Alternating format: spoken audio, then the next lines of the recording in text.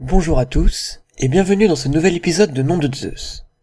Il nous arrive parfois de lever la tête un soir de nuit étoilée et de contempler le spectacle qui s'offre à nous. Cette sensation d'être minuscule au milieu d'un univers extraordinaire. Aujourd'hui, afin de mieux imaginer à quel point ce qui se passe là-haut est fantastique, je vous propose 5 phénomènes sidérants que nous offre l'univers. Alors accrochez-vous, vitesse subluminique enclenchée, c'est parti!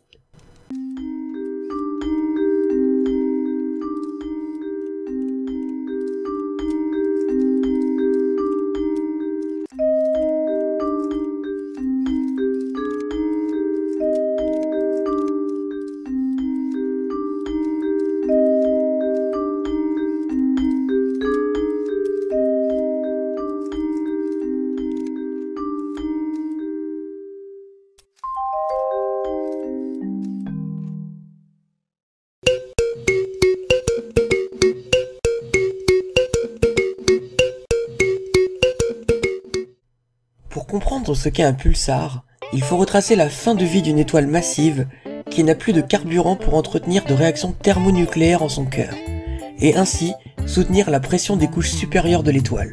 Celle-ci s'effondre alors sur ce cœur et le comprime tant que les protons et les électrons de la matière fusionnent pour former des neutrons ainsi que des neutrinos. Puisqu'il y a autant d'électrons que de protons dans l'étoile, il ne reste à la fin que des neutrons. Le cœur de fer est donc entièrement transformé en matière neutronique. Les couches externes rebondissent sur le cœur de neutrons, ce qui crée une onde de choc qui se propage au travers des différentes couches de l'étoile. Et comme la densité des couches diminue avec l'éloignement du centre, la vitesse de l'onde de choc augmente de plus en plus. Lorsque celle-ci atteint la surface de l'étoile, sa vitesse peut atteindre la moitié de la vitesse de la lumière. C'est alors que la matière est expulsée et que l'étoile devient une supernova.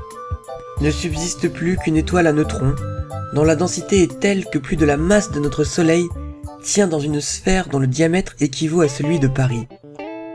Un pulsar est un type particulier d'étoile à neutrons en rotation ultra rapide sur lui-même, et qui émet un faisceau d'ondes électromagnétiques, tel un phare dans l'univers. Le plus souvent, ces faisceaux d'ondes sont de type ondes radio. Si la Terre a la chance de se trouver en face de ce faisceau, les radioastronomes peuvent alors capter un signal d'une régularité de métronome.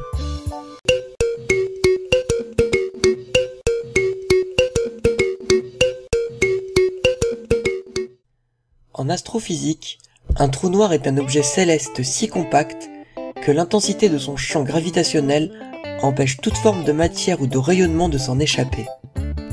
Lorsqu'une étoile a épuisé son carburant nucléaire et vient à s'effondrer sur elle-même, elle n'évolue pas toujours vers une étoile à neutrons. Quand la force de gravité est suffisamment grande pour dépasser l'effet de la pression, chose qui se produit quand l'astre progéniteur dépasse une certaine masse critique, plus aucune force connue ne permet de maintenir l'équilibre et l'objet en question s'effondre complètement. En pratique, plusieurs cas peuvent aboutir à ce résultat. Soit une étoile à neutrons accrète de la matière issue d'une autre étoile, jusqu'à atteindre une masse critique, soit elle fusionne avec une autre étoile à neutrons. Ou alors, le cœur d'une étoile massive s'effondre directement en trou noir.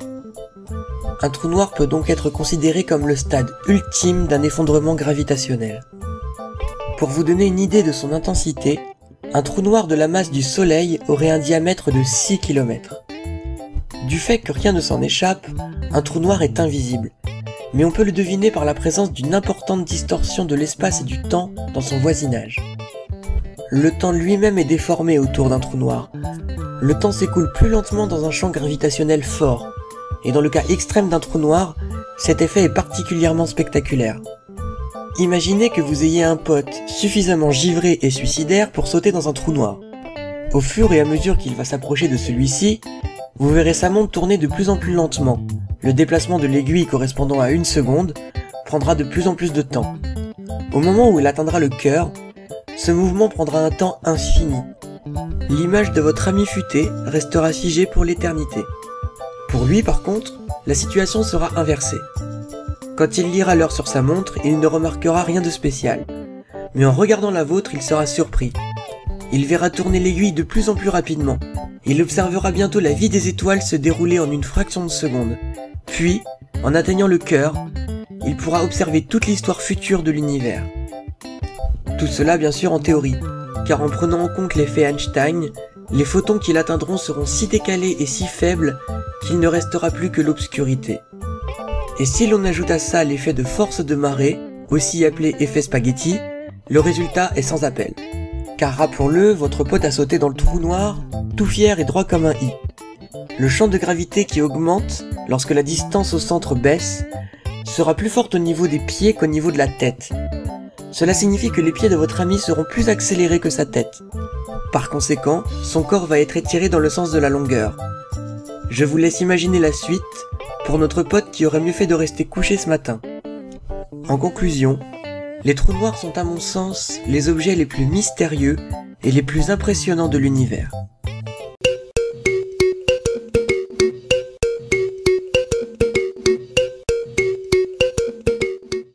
Les naines blanches constitueraient la forme résiduelle en fin de vie des étoiles qui n'ont pas explosé en supernova. À la fin de leur vie, ces étoiles ont fusionné la plus grande partie de leur hydrogène en hélium. Privées de combustible, elles s'effondrent sur elles-mêmes sous l'effet de la gravitation. La pression et la température du cœur augmentant, la fusion de l'hélium commence, produisant des éléments plus lourds, et en particulier le carbone. Cette énergie nouvelle fait gonfler l'étoile, qui devient alors une géante rouge. Cependant, l'hélium est très rapidement consommé. Lorsque la fusion de l'hélium se termine, la contraction de l'étoile reprend. Sa faible masse ne permettant pas d'atteindre des températures et des pressions suffisantes pour démarrer la fusion du carbone, le cœur s'effondre en une naine blanche, tandis que les couches externes de l'étoile rebondissent violemment sur cette surface solide, et sont projetées dans l'espace sous forme de nébuleuses planétaires. Le résultat de ce processus est donc une naine blanche très chaude, entourée d'un nuage de gaz composé essentiellement de l'hydrogène et de l'hélium non consommés lors de la fusion.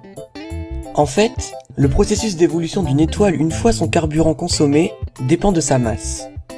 Si l'étoile dispose d'une très faible masse, elle ne deviendra jamais assez chaude pour amorcer la fusion de l'hélium dans son cœur. Sur une durée excédant l'âge de l'univers, ce type d'étoile devrait brûler la totalité de son hydrogène et achever son évolution en une naine blanche d'hélium.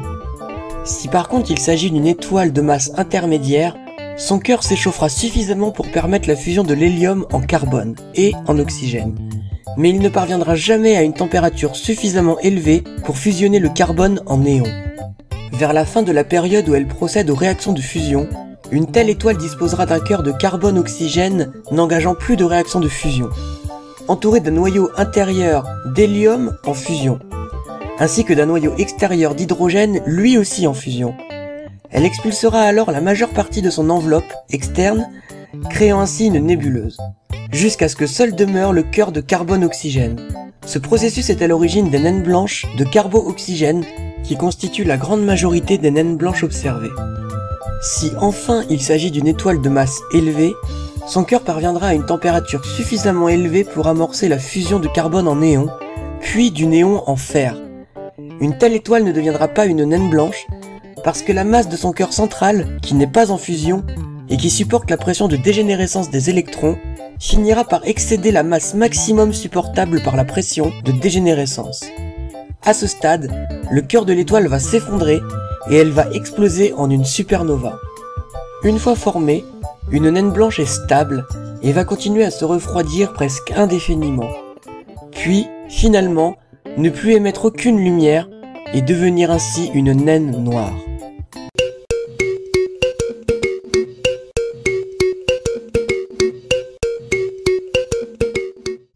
Les quasars sont des astres distants qui apparaissent comme des étoiles très brillantes lorsqu'on les observe au télescope, mais dont on sait aujourd'hui qu'il s'agit de noyaux actifs de galaxies lointaines.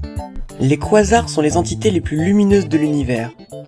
Bien qu'il y ait eu d'abord une certaine controverse sur la nature de ces objets jusqu'au début des années 1980, il existe maintenant un consensus scientifique selon lequel un quasar est la région compacte entourant un trou noir supermassif au centre d'une galaxie massive. Leur source d'énergie provient du disque d'accrétion entourant le trou noir. Un quasar est composé de 3 grandes parties principales. Tout d'abord, le trou noir supermassif, comportant la quasi-totalité de la masse du quasar, de quelques millions à quelques dizaines de milliards de fois la masse du Soleil. Il est également le centre du quasar. Puis ensuite, il y a le disque d'accrétion, c'est le disque formé par la matière qui tombe dans le trou noir. La force de friction engendrée par le frottement des gaz dans le disque génère une forte chaleur.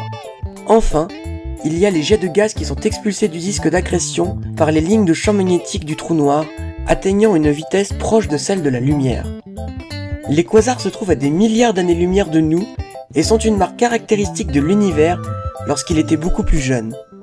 Ce qui a fourni une première preuve de la validité de la théorie du Big Bang.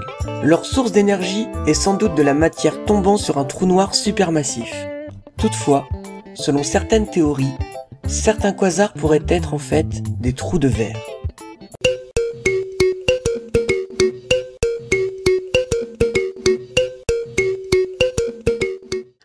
Notre dernier phénomène en est encore au stade purement théorique, car l'existence et la formation physique de tels objets dans l'univers n'ont pas été vérifiés.